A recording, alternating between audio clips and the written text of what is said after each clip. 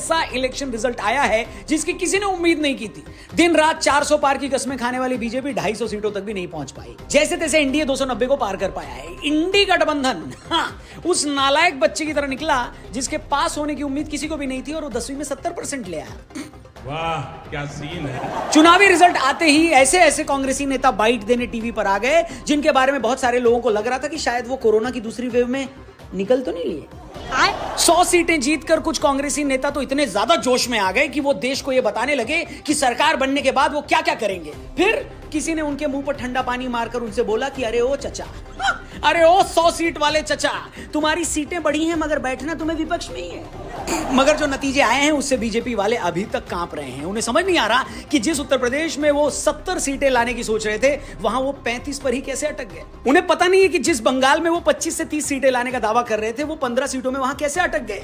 किसी को समझ में नहीं आ रहा है कि आखिर राजस्थान और हरियाणा में क्लीन स्वीप का सपना देख रही बीजेपी वहां आखिर क्लीन बोल्ड कैसे हो गई। तो भाई लोग, आज के इस फनतंत्र में हम इलेक्शन रिजल्ट के एक एक पहलू पर अपना 2 कौड़ी का ज्ञान देंगे और आपको बताएंगे कि आखिर बीजेपी की कुंडली में वो कौन सा राहु बैठा है जिसके चलते वो पिछली बार से इतना नीचे गिर गई। हम आपको यह भी समझाएंगे कि पिछली बार से डबल सीटें करने के बावजूद क्यों कांग्रेस के लिए अभी भी दिल्ली बहुत दूर है। तो आइए युगों युगों से चली आ रही हमारी परंपरा का निर्वाह करते हुए पहले केजरीवाल जी से परमिशन लेते हैं, फिर शुरू करते हैं। सर इजाजत तो है? तो करो ना भाई, ये भी परेशान हो गए, हम भी परेशान हो गए, करो फिर।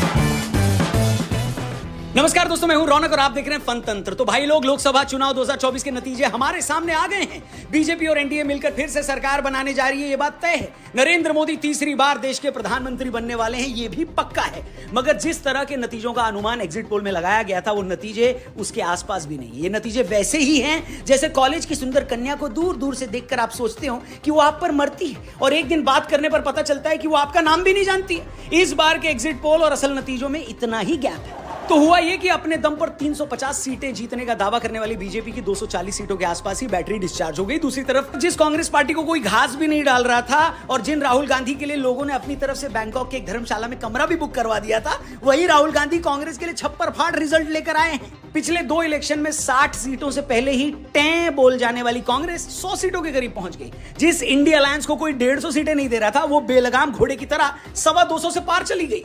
शाम होते होते बीजेपी को यह समझ में आ गया कि अगर यूपी की तरह 1-2 स्टेट में और गड़बड़ हो गई होती तो 400 सीटें आना तो दूर, खाने के बाद डकार आना भी मुश्किल हो जाता। ये बड़ी अच्छी बात कही। अकेले उत्तर प्रदेश ने बीजेपी की ऐसी लुटिया डुबोई है कि बीजेपी अपने दम पर सत्ता में आने से चूक गई। जिस उत्तर प्रदेश में बीजेपी वाले इस बार 70 पार जाने की डंकी पीट रहे थे, वहां सपाइयों के हाथों उनकी ऐसी पिटाई हुई है कि वो 35 के आसपास ही क्या हो गए राहुल जी, खत्म।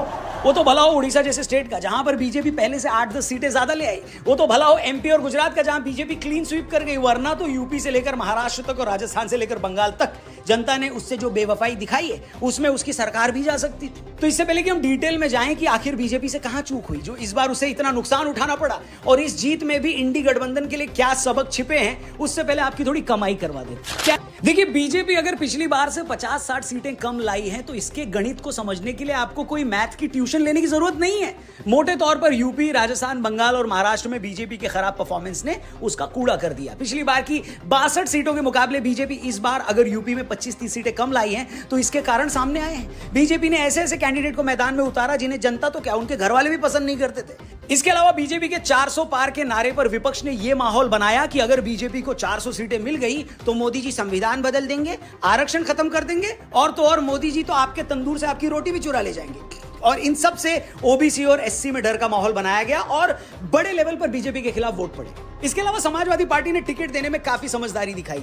मायावती ने ऐसे कैंडिडेट उतारे जिन्होंने आखिर में बीजेपी के ही वोट काटे। साथ ही पेपर लीक और अग्निवीर जैसी योजनाओं से भी जो यंगस्टर्स थे वो बीजेपी से नाराज दिखाई दिए। इसी तरह राजस्थान में भी बीजेपी ने जहां पिछली बार 25 में 25 सीटें जीती थी, इस बार वो सिर्फ 14 सीटें जीत पाई। यूपी की तरह यहां भी गलत टिकट वितरण, ज्यादातर जगह तो गलत कैंडिडेट की वजह से लोकल समीकरण बिगड़े और बीजेपी को हार झेलनी पड़ी। शेखावटी रीजन में जाटों की नाराजगी, SC/ST वोट का बीजेपी के खिलाफ जाना, यह बड़ा फैक्टर साबित हुआ। महाराष्ट्र में पिछली बार बीजेपी और शिवसेना मिलकर लड़े तो उन्होंने महाराष्ट्र के 48 में से 41 सीटें जीती थी, लेकिन इस बार एकनाथ शिंदे गुट की शिवसेना और अजीत पवार की एनसीपी के साथ जाने का बीजेपी के डिसीजन को जनता ने ठेंगा दिखाया और बीजेपी को महाराष्ट्र में 20 सीटों के करीब नुकसान उठाना पड़ा। लेकिन बीजेपी के लिए सबसे सरप्राइज हार हो गई बंगाल से। पार्टी को उम्मीद थी कि वो लास्ट टाइम की अपनी 18 सीटों की जो टैली थी उसको इंप्रूव करेगी, लेकिन इस बार बंगाल में वो 10 सीटों के आसपास ही सिमट गई। कुल मिलाकर इन 4 स्टेट में जो लॉस हुआ, बीजेपी उसे ओडिशा जैसे स्टेट में मिले 10 सीटों के गेन से भर नहीं पाई। मगर जैसा कि हमने आपको बताया, गुजरात, एमपी, बिहार, छत्तीसगढ़, दिल्ली, उत्तराखंड और हिमाचल जैसे राज्य ने 2019 की तरह इस बार भी बीजेपी की झोली भर भर कर सीटें दी, जिसके चलते बीजेपी 240 सीटों का आंकड़ा पार कर गई और टीडीपी, जेडीयू और एलजेपी के अच्छे परफॉर्मेंस की वजह से एनडीए बड़े आराम से 272 के मैजिक फिगर को पार कर गई। सहयोगी भी अगर बीजेपी की तरह बिछ गए होते तो बीजेपी का रायता फैल सकता था। अब सवाल यह है कि इस इलेक्शन रिजल्ट में कांग्रेस और इंडी गठबंधन वालों के लिए मैसेज क्या है। अब आप इसको ना 2 तरीके से देख सकते हो। देखने का नजरिया एक ये है कि जो कांग्रेस पार्टी पिछली बार 55 सीटों के आसपास जीती थी, इस बार वो 100 को टच कर गई। आखिरी बार कांग्रेस ने जब 100 सीटें जीती थी तब ऋषभ पंत पापा की साइकिल पर बैठकर स्कूल जाते थे और अमूल का 1 लीटर दूध 10 रुपए का आया करता था उस टाइम, इसलिए उनका खुश होना तो बनता है। जो यूपीए पिछली बार 130 सीटें जीत पाई थी, अगर इस बार वो 230 सीटें जीत गई है तो उनका तो भैया कांच पर नाचना बनता है। मगर अब मैं जो कहने वाला हूं वो बीजेपी और कांग्रेस दोनों के सपोर्टर्स एकदम ध्यान से सुनेगा, ठीक है। और बात ये है ना बॉस कि भले ही बीजेपी की 40-50 सीटें कम आई, मगर सरकार तो अब भी एनडीए की ही बन रही है। इंडी गठबंधन वाले बीजेपी को चाहे कितना ही क्यों ना चिढ़ा लें, लेकिन सच भी यही है कि अब भी बीजेपी की अकेली इतनी सीटें आई हैं जितनी इंडी गठबंधन में शामिल 30 पार्टियों की मिलाकर नहीं आई हैं। हेलो। तीसरी बात यह है कि जब भी कोई पार्टी 10 साल से रूल कर रही हो तो उसके खिलाफ एक जायज एंटी इनकम्बेंसी होती है। अब उस एंटी इनकम्बेंसी के बावजूद अगर भारतीय जनता पार्टी तीसरी बार सरकार बना रही है तो क्या यह कम बड़ी बात है? बात तो सही है। मुझे याद है 2009 में 5 साल राज करने के बाद जब कांग्रेस की 206 सीटें आई थी तो इसे उसके काम पर जनता की मुहर बताया गया था। अगर 5 साल बाद 206 सीटें लाना सरकार के काम पर जनता की मुहर है तो फिर बीजेपी तो 10 साल बाद 240 सीटें ला रही है। वहीं कांग्रेस ने जब 10 साल राज किया तो उसके बाद 2014 में उसकी टोटल सीटें 44 थी, यानी कि आज की बीजेपी से 200 सीटें कम। दूसरी बात, कांग्रेस अपनी सीटें 100 टच करने पर खुश हो सकती है, मगर यह भी सच है कि अगर 10 साल तक बीजेपी के खिलाफ इतना गुस्सा था, इतनी नाराजगी थी, उसके बावजूद बीजेपी कांग्रेस से 2.5 गुना ज्यादा सीट ला रही है तो यह कांग्रेस के लिए अच्छी बात नहीं है ब्रो। एंटी इनकम्बेंसी का फायदा तो कांग्रेस को उठाना चाहिए था। तीसरी बात, जब कोई पार्टी लगातार चुनाव जीतती है तो बीच में एक आध बार ऐसा होता भी है कि उसकी कुछ सीटें कम हो जाएं। जैसे बीजेपी गुजरात में पिछले 35 साल से चुनाव जीत रही थी, मगर 2017 के विधानसभा चुनाव में जब उसकी 99 सीटें आई तो उसके विरोधियों ने कहा कि देखो बीजेपी गुजरात में खत्म होने वाली है। मगर हुआ क्या? 2022 के इलेक्शन में बीजेपी को 156 सीटें आई और कांग्रेस का सुपड़ा साफ हो गया। बोले तो कांग्रेस क्या हो गई राहुल जी? खत्म। ये उसी तरह है जैसे क्रिकेट के मैच में होता है। अगर आप कुछ मैच आसानी से जीतते हैं, कुछ मैच में फाइट होती है, मगर आखिर में मैटर यही करता है कि जीता कौन।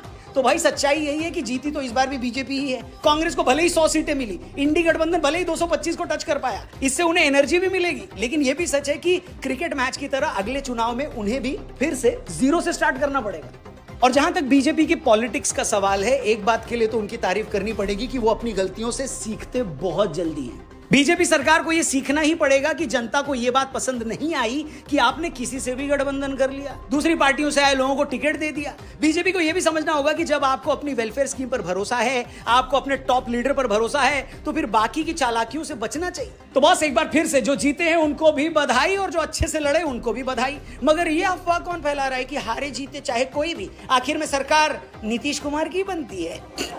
हमारा सारा विश्लेषण ठीक है, बस ये ना पता लगे कि रात को नीतीश जी की अंतरात्मा ने उन्हें कुछ और समझा दिया और सुबह झोला उठाकर वो किसी और गठबंधन में चले गए।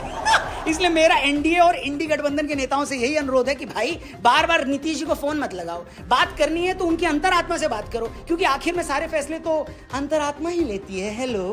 इधर हम गायब हो गए थे, तभी हम फिर आपके साथ हैं। बाकी आपके इस रिजल्ट पर क्या कहना है, क्या ओपिनियन है, कमेंट करके जरूर बताना। और जाने से पहले डिस्क्रिप्शन में जाना, वहां पर लिंक दिया है, उस पर क्लिक करके प्रोवो ऐप डाउनलोड करना। वहां पर भी ओपिनियन यस या नो में देकर आप लाखों जीत सकते हो। और वर्ल्ड कप चल रहा है तो बहुत सारे प्राइजेस आपका इंतजार कर रहे हैं। मेरा कूपन कोड लगाकर वेलकम बोनस भी पाना और जाने से पहले चैनल को सब्सक्राइब करके जाना। इस नतीजे पर, इस चुनाव पर आगे भी वीडियोस आएंगे। फिलहाल हम यहां से जाएंगे, जल्दी मिलते हैं। जय हिंद।